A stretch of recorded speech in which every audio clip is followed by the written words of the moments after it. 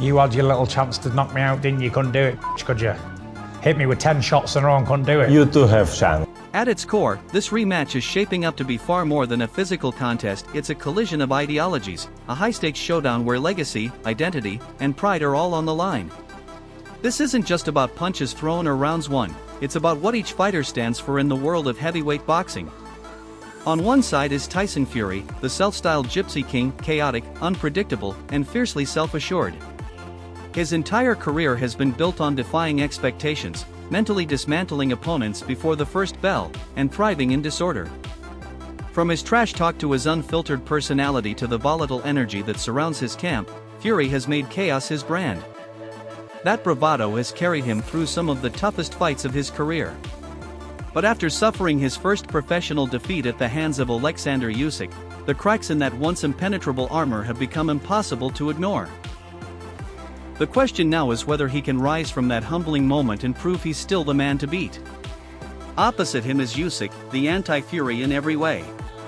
Calm, disciplined, and unshakably focused, Usyk doesn't rely on mind games or media spectacles. He lets his precision and ring intelligence do the talking. Where Fury thrives in mayhem, Usyk thrives in control.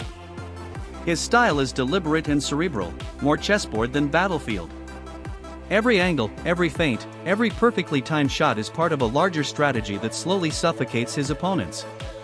He doesn't overwhelm, he outclasses. And in May, he did exactly that, dismantling Fury's size and power advantage with the kind of surgical efficiency that only a generational talent can deliver. The rematch asks a simple but profound question: can Fury quiet the noise, find clarity amid the chaos, and rediscover the focus that made him an undefeated champion? Or will Usyk once again prove that discipline, patience, and cold-blooded precision can conquer even the wildest storm? Because make no mistake, this is more than a title bout. This is a fight for redemption, for validation, and for survival at the highest level of the sport. For Fury, it's a chance to silence the doubters and reclaim his throne. For Usyk, it's about confirming that his victory wasn't just deserved, it was inevitable, the result of a superior fighter executing a superior plan. When the bell rings, it won't just be about fists, it'll be about two worlds colliding. Chaos versus control. Emotion versus calculation. Legacy versus legacy. And when the dust settles, only one will walk away with more than a win, they'll walk away with history on their side. Tyson, don't be afraid. I will not leave you alone. Here's where things get really compelling. This rematch isn't about who's bigger, stronger, or more physically dominant, it's about strategy, discipline, and the mental chess match that begins long before the opening bell. Tyson Fury's career has been built on his size, reach, and the ability to wear opponents down like a human wrecking ball. He's used his unorthodox style and towering frame to smother fighters, leaning on them, grinding them down, and breaking their will. But none of that mattered in May. Oleksandr Usyk refused to play Fury's game. He wasn't intimidated by the physicality. He didn't get drawn into a brawl. Instead, he dismantled Fury's entire approach with surgical precision, impeccable footwork, and one of the sharpest boxing minds in the sport. Usyk dictated the pace, disrupted Fury's rhythm, and exposed defensive gaps most fighters never even notice, let alone exploit. Every time Fury tried to impose his size advantage, Usyk slipped through the cracks, landing clean shots and disappearing before Fury could respond. It wasn't just a win, it was a dismantling. Fury's usual psychological edge, the mind games, the trash talk, the theatrics, fell flat. Usyk stayed composed, laser-focused, and completely unaffected. And here's the critical factor: if Fury's corner once again descends into disarray like it did in the first fight, with clashing voices and no unified strategy, Usyk will capitalize. He doesn't just exploit physical mistakes, he feeds off confusion, hesitation, and mental lapses. He's not just fighting the man in front of him, he's fighting his team, his preparation, and his mental state. And he's a master at reading all of it in real time. That's what makes this rematch so fascinating. It drives home a hard truth in the heavyweight division: size and power mean nothing without discipline, technical mastery, and the ability to adapt under pressure. Brute force has limits. Intelligence, precision, and composure under fire. That's what separates great fighters from champions. For Fury, this fight is his chance to prove he's more than a physical juggernaut, that he can evolve, adjust, and outsmart the man who beat him at his own game. For Usyk, it's an opportunity to erase all doubt and confirm that his victory wasn't an upset, it was a showcase of superior skill and preparation. This isn't just a rematch. It's a battle of minds, of strategy, of who can hold their nerve when the lights are brightest. And in that kind of fight, brawn alone won't cut it. I know his team are a little bit upset they've even compared me to Vladimir Putin today. I'm not sure why, because I've been rapping Tupac. What makes Usyk truly dangerous isn't just his elite skill, it's his adaptability. Unlike most fighters who stick to a rigid game plan, Usyk reads, reacts, and evolves in real time. That's exactly how he flipped the script in their first fight. While Fury was banking on wearing him down with size and pressure, Usyk had already shifted tactics, putting Fury in a game of catch-up he was never equipped to win. By the championship rounds, it wasn't Fury's power making headlines, it was Usyk's command of the fight. His confidence doesn't come from trash talk or bravado, it's rooted in discipline, preparation, and tireless work. While Fury played the mental warfare game, Usyk was in the shadows perfecting his craft, sharpening the tools that ultimately left the Gypsy King chasing shadows. Usyk doesn't waste energy on hype. Every step, every punch, every adjustment is deliberate. And that's what makes him truly terrifying. He's not just fighting about, he's solving a puzzle in real time. Fuck your team, fuck Usyk, fuck the Alex, and if you're down with Usyk, well fuck you too, just like Tupac said. Usyk's a worried man, and I've been around fighting men all my life. I can see inside the soul. He knows he's facing the best Tyson Fury, and what we've worked on, and how he is, and how he's been. Speaking of Usyk, he's not flashy, loud, or theatrical, he's just relentlessly effective. His performance in May was nothing short of a masterclass in precision and tactical brilliance. While Fury leaned on his usual physical advantages, size, reach, and brute force, Usyk was systematically picking him apart with surgical angles, footwork that seemed to bend the rules of physics, and a ring IQ on par with a chess grandmaster. By the 9th round, Usyk had Fury decoded, exposing the vulnerabilities in his defense and proving a critical truth: raw power means nothing without the strategy and discipline to wield it. Hey, my friend Greedy Belly, continue training. I'm Rez, brother. I know, you hard work, it's good. Appreciate it. The chaos surrounding Tyson Fury's corner has sparked serious concerns about John Fury's role in his son's camp. And when someone like Ricky Hatton, a veteran of countless high-stakes battles, raises the alarm, you know it's more than just background noise.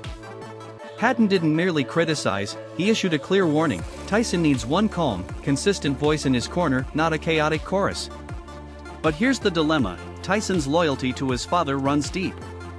For the Fury family, loyalty isn't just a virtue, it's a cornerstone. The problem? In boxing, emotional ties don't win championships. That's where Sugar Hill Stewart and Andy Lee come in, two seasoned professionals trying to inject structure and stability into the storm.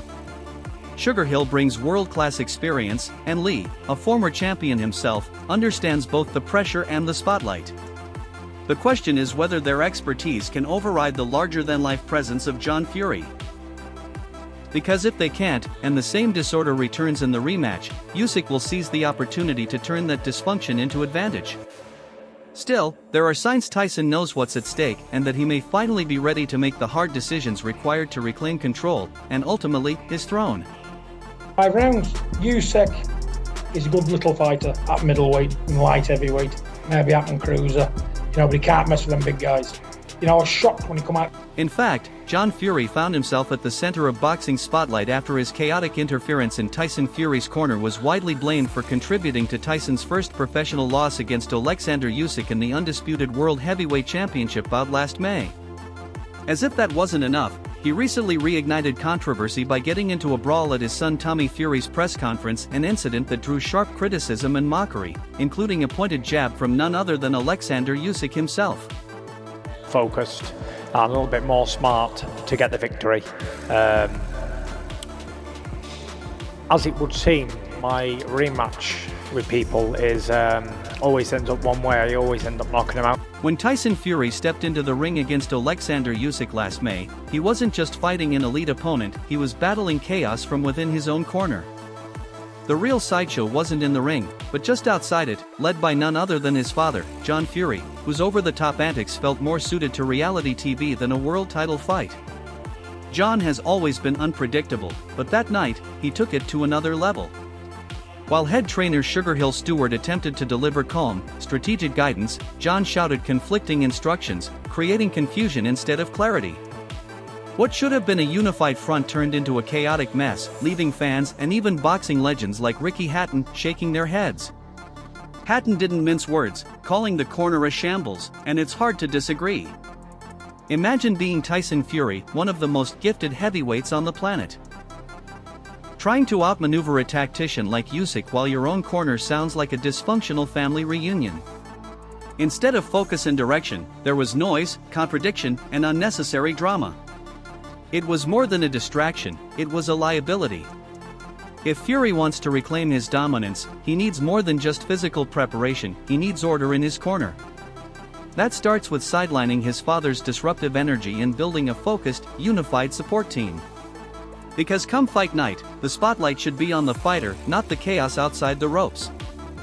Counting down the days until I can get my attention on Usyk. December the 21st is going to be my time. I've done everything in boxing, but I ain't come back from a loss. And I relish. The stakes couldn't be higher. This isn't just another fight, it's the fight that could define, or dismantle, Tyson Fury's legacy. One more loss, and the Gypsy King's empire begins to collapse. You can't wear the crown if your rival keeps walking away with the belt you keep chasing. Fury knows it. You can see it in his eyes, hear it in his tone. This isn't just about beating Usyk, it's about Fury clinging to his identity as the heavyweight icon he's built himself up to be. Meanwhile, Oleksandr Usyk remains ice-cold and unbothered, probably sipping tea while calmly engineering Fury's next downfall. He doesn't just train, he analyzes, he dissects, he prepares like a strategist planning a takeover. And when it comes to psychological warfare, Fury's famous trash talk, once feared and unmatched, is starting to lose its sting. Usyk doesn't just shrug it off, he turns it into fuel, into comedy, into control. Take Greedy Belly, for example. It's not just a jab at Fury's fluctuating physique. It's a precise, cutting insult that calls out his discipline, his ego, and his tendency to underestimate his opponents. It's subtle psychological warfare, and it's working.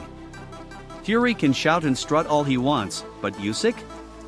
He counters with a grin and a well-placed barb that slices deeper than any rant. The king of mind games may have finally met his equal, or worse, his superior. And as the rematch looms, one thing is becoming clear, this is more than a battle for belts. It's a war for legacy, and the calm, calculated challenger may be holding all the cards. Because Fury is from a gypsy background, and those boys are taught to fight at the age of 3 or 4 years. After all, this is the Gypsy King we're talking about, Tyson Fury, the undefeated juggernaut whose entire legacy was built on dominance, bravado, and an unshakable belief in his own superiority. He's ruled the heavyweight division with a mix of brute force, psychological warfare, and a showman's flair that made him seem untouchable. Fury thrived on being the spectacle, the center of the storm, the man no one could figure out until Oleksandr Usyk did exactly that. Let's not sugarcoat it, Fury's first professional loss to Usyk wasn't just a defeat, it was a crack in the mythos. The armor of invincibility didn't just dent, it fractured. And for a man whose identity is tied to the idea that he can't be beaten, that kind of loss hits deeper than most. This wasn't a fluke or an off night, it was a calculated dismantling by a fighter who knew exactly how to exploit Fury's blind spots. Fury has dubbed the rematch his countdown to redemption, but stripped of theatrics, it sounds more like an ultimatum: win, or everything I've built starts to crumble. Usyk didn't just win, he exposed Fury in ways fans had never seen. Especially in that punishing 9th round, when the Gypsy King wasn't just outboxed, he was outclassed. His timing was off, his movement sluggish, and for the first time, he looked vulnerable. Human. Beatable. It wasn't merely a loss, it was a public reckoning. And for someone like Fury, who's built his empire on control, charisma, and the illusion of invincibility, that kind of unraveling cuts deep. It's the sort of defeat that lingers long after the lights go out, echoing louder than any crowd ever could. Now, his bold declarations of redemption feel less like the roar of a lion and more like the bark of a wounded animal trying to convince everyone, including himself, that he's still king of the jungle. The bravado is still there, but there's a lingering question beneath it all. Is Fury truly reborn and ready to reclaim the throne, or is he bluffing, desperately trying to hold on to a legacy that may already be slipping through his fingers? Because deep down, even Tyson Fury must be asking himself, what if Usyk wasn't just better that night, but better, period? A heavyweight, and the heavyweights were never really that good in terms of that kind of. As anticipation mounts for the much-awaited rematch, particularly in the wake of the Mike vs. Jake circus that left many questioning the integrity of modern boxing, Oleksandr Usyk seems to have lost sight of a fundamental truth: boxing is not a playground for gimmicks and cheap theatrics. It's a disciplined craft, built on respect, strategy, and controlled aggression, not a stage for attention-seeking stunts.